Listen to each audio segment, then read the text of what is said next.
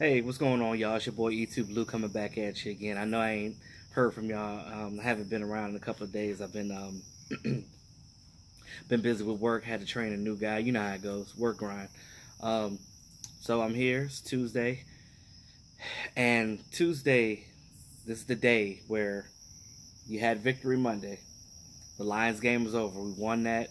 Only thing I would say about that, as far as Ezekiel Elliott on that wheel route that he had, that was nice. I would love to see some more passes downfield on wheel routes like that to Zeke Elliott, because again, teams are not going to be able to defend that. So that's all I want to say to that. But going forward, we play the Texans this weekend at NRG. I think it's still NRG Stadium. I think that's what it's called. But it's going to be the battle of the fours. Dak Prescott against Deshaun Watson. And the Texans have been, up and down. We'll see this weekend. I'm going to do another breakdown, just like I do every week, on basically the matchups and stuff like that. I'll get more in depth in that closer to the end of the week once we figure out who's playing, who's not, that whole thing. So real quick, just a couple of updates. I know you guys have heard. I just want to update from my perspective. So Dez Bryant, of course, we've been watching his tweets all off season. We know that Dez Bryant has been one to bash the Cowboys since he hasn't been on the team, saying all types of ill stuff, talking about Sean Lee's a snake, and making comments toward Dak Prescott and the coaching staff and the trash play calling, which a lot of the stuff that he said was true. Well, as far as the play calling, I do agree with that. But everything else, I don't know, because I'm not in the organization. I can't really speak on those things. Now, I will say that Dez Bryant says a lot of things off base, because we already know where his mental is. And I didn't realize where his mental is until the report came out that he admitted to having depression. Now, I've spoken on depression before, and that is a serious thing. Now, I don't joke about that at all, because, again, we're all human, y'all. And just because these guys are football players and they make a lot of money, they still have lives too. They have feelings, they have emotions, they bleed just like everybody else does. So, to first of all admit that you have something like that is big. And two, it now makes a lot of sense on why he acts a certain way he does, and why his emotions are up and down and back and forth, and he says with this one week and this another week. So you look at why the Dallas Cowboys got rid of him. They said that he was a problem. They said that he talked too much. They said that he was a distraction. I do know that Dez Bryant is a passionate person. He has always loved the Dallas Cowboys. He always wanted to win. Now, I never thought anything wrong with the fact that he wanted to win. But the one thing that he did have to learn is not just his play on the field, but his emotions. Don't let the defender get into your head. Don't let these other guys get into your head. When stuff happens, sometimes you just got to learn to not even say nothing and just be the bigger man and let it go. Because at the end of the day, that shows your maturity and the true character of who you are. Now, when I look at Dez Bryant as a person, it all makes sense that, he's going through emotional stuff like this. We know that he turned down the contract for the Ravens. We know that he turned down the contract for the Browns. Now, the Ravens one was a multi-year deal, which, made sense money-wise for him to take, which, I don't know why he didn't take that earlier in the offseason. Now, the Browns, I understand. That was only a $5 million contract for 1 year. He was betting on himself. He wanted to, he thought that he was worth more money. Now, we know that he loves Dallas Cowboys. He's got it tatted on him. He knows, he's always said in the past, when he was a player, that, hey, I want to be a Dallas Cowboy for the rest of my life. I'm a Cowboys for life. And the fact of the matter that he holds the record for the most touchdowns out of all the receivers in franchise history, even more than Michael Irving. So to say that, And I know this is a what have you done for me lately league, and I understand that the Cowboys felt like they wanted to move on from him, and I know that he had issues with his route running, but apparently he's still in shape. They reports say that he's been working twice a day with a personal trainer and things of that nature. So again, you look at that and you're like, okay, well, he's still in shape, but my thing is it worth to get Dallas Cowboys bringing him back? You look at you look at a dynamic receiver and a red zone threat and somebody that has, again, caught a lot of touchdown passes for the Cowboys in the past, whether that was with Tony Romo and, you know, a couple from Dak later in his career. Now, I will say that him and Dak never got a chance to gain a rapport with each other. And I think that if Dak knew exactly where to hit the ball, will throw the ball at to Dez, and I think that if they worked more with each other, I think that they would have had more chemistry with each other, and I think that it would have worked more. With having Sanjay Lau as the wide receiver coach, I think that it would have been beneficial to Dez because he's a technique guy, and that's what Dez needed help with, his technique. So I feel like if Dez was still on this team right now, I think that he would be a better player because of Sanjay Lau. And I'm just going by how the other wide receivers are dealing with their routes and their technique with Sanjay Lau and what they say about him per se. Because, again, I'm not there at practice, so I don't know exactly what's going on. Now, if the Cowboys feel like they wanted to move forward, which that was their thinking when they cut him, they wanted to move forward, go younger, go in a different route, then I would understand why it probably wouldn't make sense for him to be on this team, or for them to want Dez Bryant back. So let me know what you guys think about that. But that's all I'm gonna say about that. I've always liked Dez. I never wanted him to leave in the first place. I think that he still got it. He just I don't know. He's just one of those guys that he's not. I don't know. I'm not gonna say his maturity is not there, but he's gone through a lot in his life, and I think he just needs that mentor guy, somebody that's able to help him out, to uplift him, and make him a better person. And even people that's been in the league a long time, or people that are that you would think that they would know better. Sometimes you don't know people's stories, and everybody is different. And I'm not one to judge anybody or where they came from or things of that nature, because I'm gonna tell you, I grew up broke. So, you know what I mean? Like, I didn't have anything. I didn't have anything until I was old enough to get it myself. So I always understood, and I always appreciate the fact of working hard to get the things that you need in life. And I was always a firm believer of that, and I still am. So going forward, since we're talking about older players, Jerry Jones says that Tony Romo is definitely going to be in the Ring of Honor. And I think that he's deserving of it. I mean, he's been the quarterback of this team for, 14, 15 years? And he put his life and his body literally on the line for this team. He's broken his back and collarbone multiple times for this team. And and the ribs. My most memorable moment of Tony Romo was when he broke his rib and he had damn near was puncturing his lung, and in that San Francisco game. And they were down, and he was like, nah, forget that. I'm coming back in. I'm going to win this game for this team.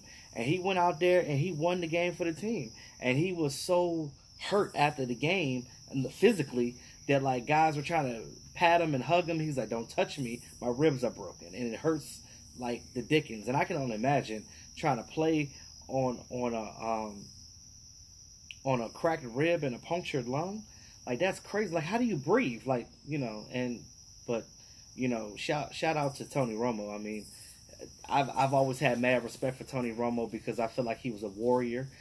He put his heart and soul for this team. And again, a lot of those 8-8 seasons, a lot of those seasons that we were 8-8, it would have been 4-12 easily if it wasn't for him, making those gunslinger moves. Yes, he threw interceptions, but again, when you have a gunslinger quarterback, that's what you get.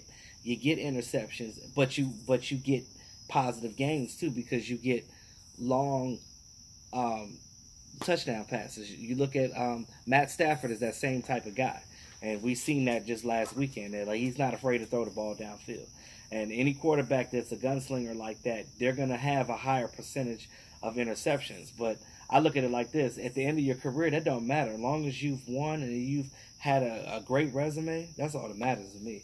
It's just a shame that Tony Romo never got Super Bowls. So with that being said, he is going to be one of 3 people in Cowboys history to be inducted into the Cowboys Ring of Honor. He's going to be in there with Perkins and Don Meredith. Perkins, if you guys, some of you older Cowboy fans, if you remember Perkins, he was a fullback for the team. And while they were with the team, none of them had Super Bowls. So Tony Romo will be in company with those 2 for the only 3 members of the Ring of Honor that didn't have Super Bowls for the Cowboys. Now,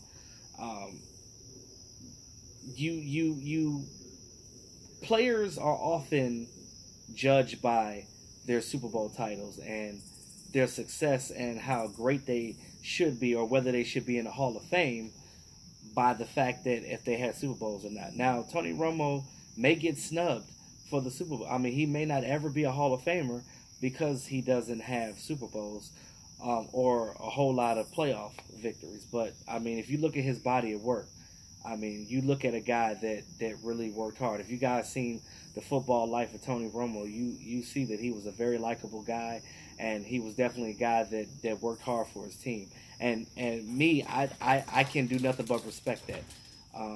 But going forward, now Dak Prescott is our quarterback, and we got to stand behind that. And, you know, he's definitely a different type of quarterback than Tony Romo was, but he's more mobile, and you use that advantages. Anytime you have wheel routes, play fakes, bootlegs, screen passes, those are, and of course the whole RPO package itself. You run that with Dak Prescott because that is, that's basically his strength, and and as a coordinator, as a coach, you have to know your players and play what well suits them. When Dak rolls out in the pocket, he's great too. He was accurate this past game. You know, I've heard analysts say that he wasn't accurate. He can't throw the ball. He can't do this. Well, if you call the right plays for the boy, he can definitely do some things. And, you know, I'm not gonna bad mouth Dak like a lot of people are. Like I said, we all know that he's not perfect.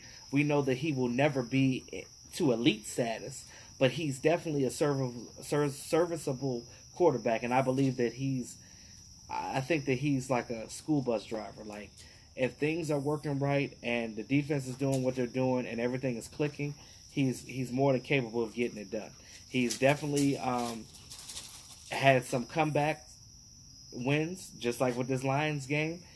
For him to be young in his career, he already has, I don't know what the number is, I got to go back and look at it, but he definitely has several comeback victories on his resume already. And you at the end of the day, you can say what you want about Dak, but he's done a lot of positive things for this team. So, and I'm not going to negate him, and I'm not going to take that away from him, because again, I can't throw no football because I was never a quarterback. I was a defensive player, you know, and I never played in the NFL. So, you know, I imagine that that's a lot of pressure and a lot of stress for a guy, especially when you're scrutinized from week to week to week. You definitely have to be strong in the mind to play that position. That's all I'm saying. But shout out to Tony Romo. Tony Romo had 34,138 passing yards, which is like team franchise high, and he had 248 touchdowns. Again, shout out to Tony Romo. Tony Romo's doing his amazing job with CBS right now, in the booth, and just an all around great guy. Can't say enough about him. And as far as Jason Witten, he's getting a lot of crap right now with his Monday night debuts. Again, Jason, everybody's trying to compare Jason to Tony. Tony has a knack for that. Jason Witten isn't normally that type of outward speaking type of guy, unless, you know, he's the rah-rah and trying to, you know, he's a quiet leader. He's not that guy to, do that. So him going into Monday Night Football is an adjustment, and it's going to take him time to get great at that, I should say. They expect him to be like Tony and just go in there and do it. Everybody, it's not easy being a commentator. That's not an easy job. I'll tell you that right now.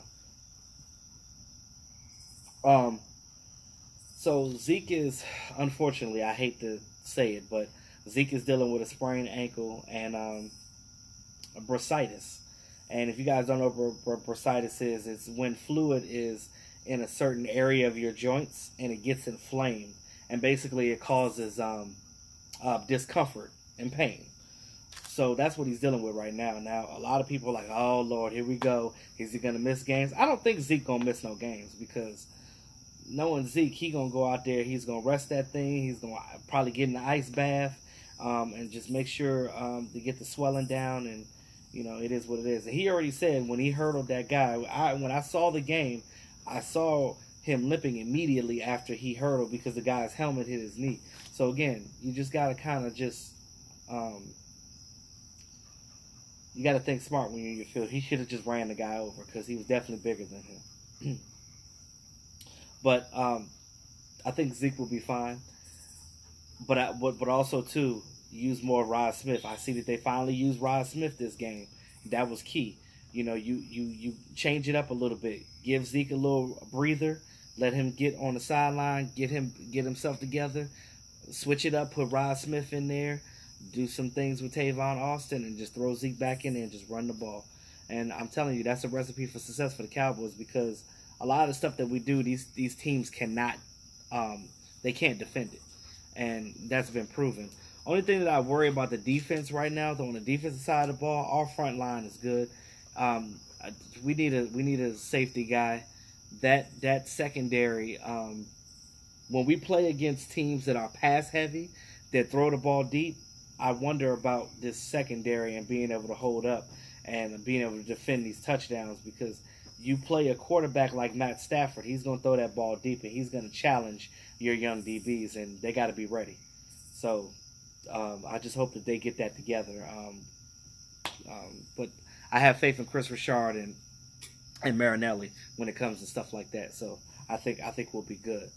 I know you guys are excited. David Irving's coming back. What they do is when suspended players come back normally, they give them a roster exemption. So basically saying that they can go the whole week on the roster without having to cut a player until they get ready to play. So say, for instance, because we're going to need them because we had some injuries in this game. Antoine Woods, I think, hurt his knee and his groin or something like that. So he's dealing with some things. I don't think it's serious. And if he doesn't play this next game, we definitely need him in there. The Cowboys have brought back Karan Reed when Dayton got put on the IR. And he did decent in the game, and they had him playing the one technique. So you don't want to end up getting thin at that one technique position, because it's definitely needed. You need that guy to get in there and clog up. I don't know who's going to get cut for David Irving. So if David Irving plays on Sunday, by Saturday is the deadline for them to have to release a player to make room for David Irving, if you get that. I think that the odd man out will probably be Karan Reed, even though they just signed him back, which would really suck. I actually think that one of these receivers need to go, because we have 7 right now. And get out of that hole. No. Talking to the dog. You know how dogs are. So I feel like, again, we have too many receivers. They didn't play Bryce Butler. I don't know why. And if he was out there, they didn't throw him the ball. But you brought Bryce Butler back for a reason, I guess, I assume. So you have to incorporate these guys and figure out who's going to be your core guys on that field. So they're going to have to trim it down to 5 guys at some point. Now, because you don't want to keep cutting these defensive linemen that you're going to need in case of injuries, because you never know when an injury is going to happen. And you got to make sure you cover your butt. I would hate to see Karan Reed go, because he just got back to the team. And again, it sucks being that bubble guy, because you get cut, you come back for a week, you cut again. sip on some coffee and you cut again. It's just it's a definitely a stressful life when you're a bubble guy, and I feel sorry for him. So if they do cut Karan Reed, then that will leave space for David Irving to come back on the active roster. Now, we don't know what's going on with Antoine Woods. They're not going to cut Antoine Woods because he's one of the core guys now. He's definitely a hot boy, so he's not going anywhere. I don't think that they'll put him on IR because I don't think his injury is that serious, but you're going to have to cut some fat somewhere. So to segue into the wide receivers, so Terrence Williams is, now back at the facility. Now, he wasn't at the game and he was inactive because what Jason Garrett says is a personal issue. We already know that a lot of that has to do with his looming suspension. The NFL hasn't come down with a determination whether they're going to suspend him or not. But if they do suspend him, I see the Cowboys actually just go ahead and just releasing him. Because what else you going to do? He's not going to come back because by the time you leave, Bryce Butler is going to take your job and he's going to be playing. So, again, something's going to have to work somewhere with that. And I think that's all I have right now. I'll be probably do another video tomorrow talking more about what's going on this week as we head into the Texans game, the Battle of Texas. Houston versus Dallas, or I guess in our case, Arlington, because that's where they play. It's funny because this is kind of going to be a little emotional week for some of us, because if you guys heard me and Mark talk about Kenny was the Texans fan that was good friends with Cowboys Crunk. Shout out to Cowboys Crunk in Afghanistan. When we were at the tailgate, they were there with their RVs, and we had a great time, talking to these guys and just that football camaraderie. Even though he's a Texans fan, he was cooler than the other side of the pillow. And I mean, I was saddened to hear the news because even though I had only known him a week, like he was a real good dude. And rest in peace, Kenny, man. You'll definitely be remembered, especially because we're playing against your team this week. And I think I might get a shirt made or something with his, something to commemorate him. But we definitely, yeah, it sucks, man. Like I said, y'all, life ain't guaranteed to nobody. Live your life the best you can. So, signing out. It's your boy E2 Blue, always keeping it real. Thanks again to all my subscribers. I appreciate all y'all support. I'll talk to y'all soon. Have a great evening.